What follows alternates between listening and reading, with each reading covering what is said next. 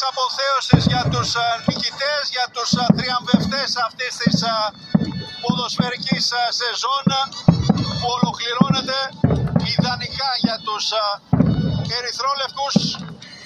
που μετά το 48ο πρωτάθλημα κατακτούν και το 21ο κύπελο στην ιστορία τους,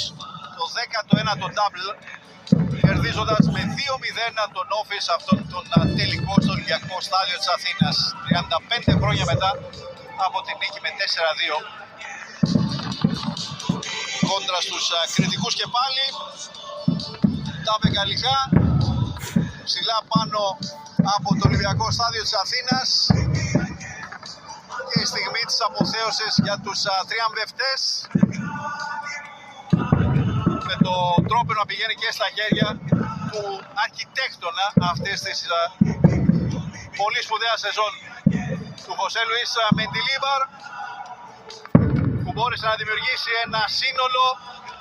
για να κατακτήσει τα πάντα στις εγχώριες διοργανώσεις και να δοκιμάσει την επόμενη σεζόν να κάνει την υπέρβαση και στο Champions.